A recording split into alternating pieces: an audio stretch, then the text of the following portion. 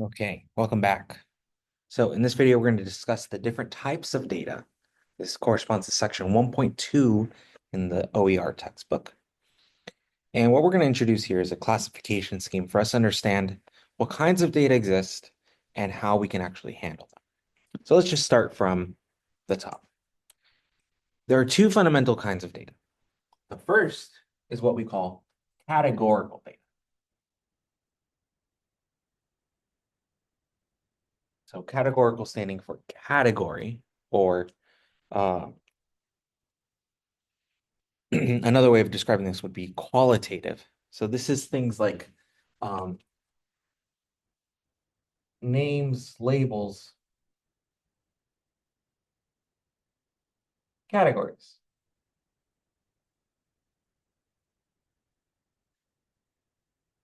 An example here being, for instance, in the context of talking about our different, um,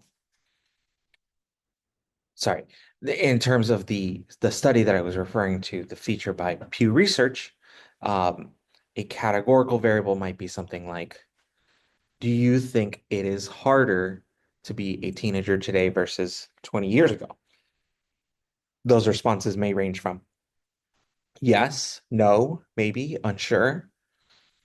That would be a categorical response versus a quantitative data type,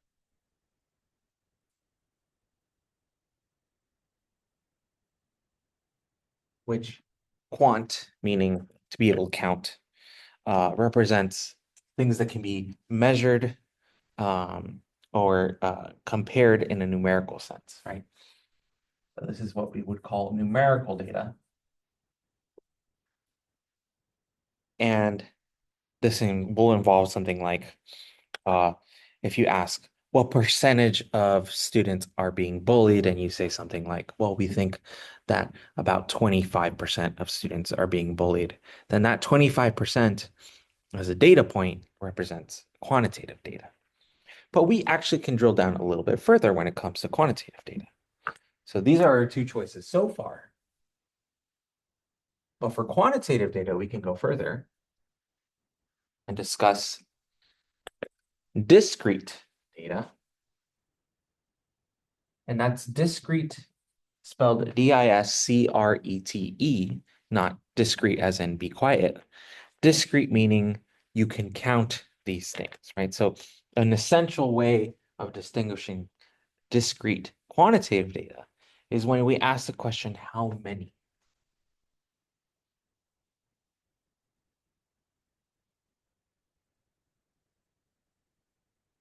In other words, there's going to be some whole number answer associated with this.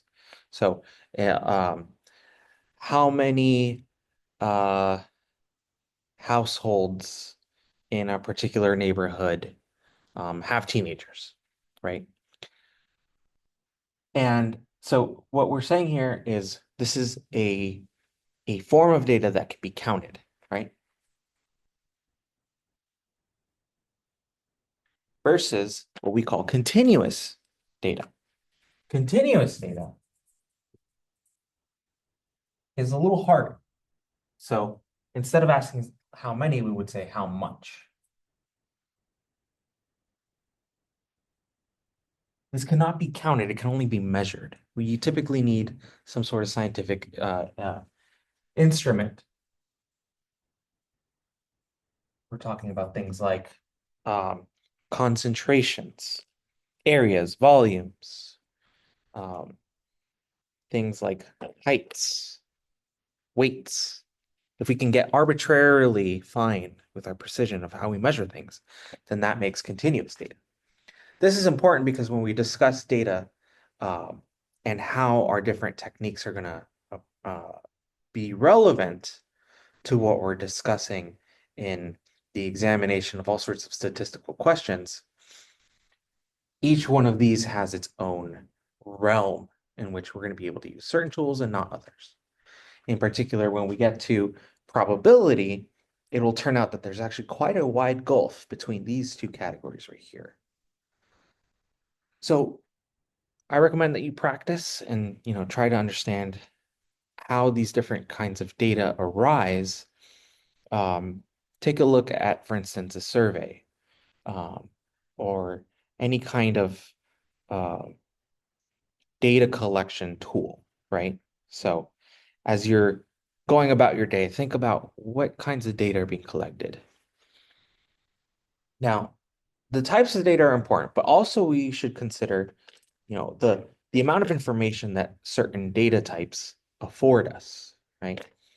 And that's what we would call the levels of measurement. So the levels of measurement are a way for us to understand how rich a certain data type is. So we're going to discuss these from least complex to most complex. The first layer is what we call the nominal level.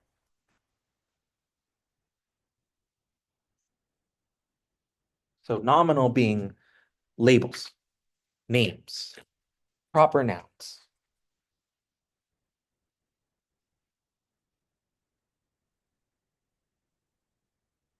So for instance, in a survey question, right, asking for your name, for your um, data, place of birth, right, what state you reside in. Those can only be described in terms of names and labels, and there's no other comparison that you can do, right? You can't say this place is better than this place, not naturally at least, right? It doesn't lend itself naturally to that. You then have ordinal, which means there's a natural order or hierarchy associated with these, right? So we may be talking about ranks. We may be talking about preference, right? So when you get a survey question that asks, for instance, it may ask you on a scale of 1 to 5, how satisfied are you with the product quality? That is collecting ordinal level data because there's a natural ordering, 5 being the greatest, 1 being the lowest. So all ordinal data can also be considered nominal data, but not vice versa. Remember, we're going from least complex to most complex. And you can choose to pick things and ignore certain information, but you can never get naturally from here to here. The next layer, which has more to do with quantitative data, is what we call interval level. And interval level data are data types that afford the ability to take differences, right? This will be something like temperatures, right? Um, the temperature in Sacramento currently is 60 degrees Fahrenheit versus the temperature in San Diego today is 65 degrees Fahrenheit. And so you have a difference of 5 degrees Fahrenheit. But there's no notion of a natural zero. There's no way to compare relative size either, right? So we're talking about things like temperature,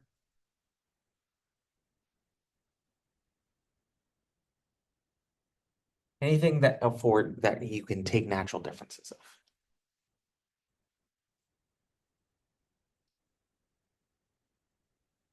The last and most complex level of measurement is what we call the ratio level.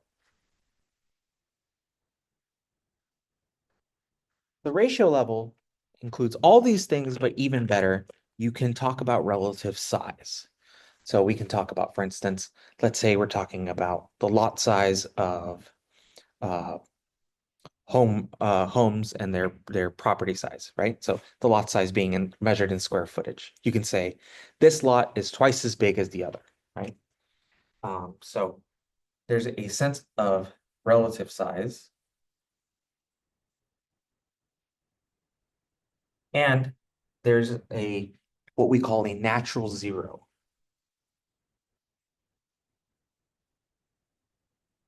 So the natural zero is a starting point. For instance, if we're talking about household income, right? A natural zero would be 0 annual income, right? If we're talking about height, 0 inches.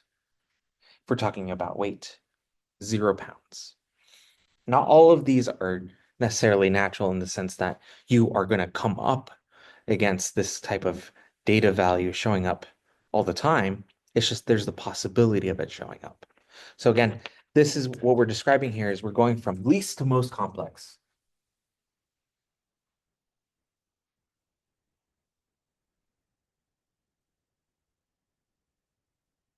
And it's essential that we understand this because that will allow us to think about what we can actually do with the data that we're collecting.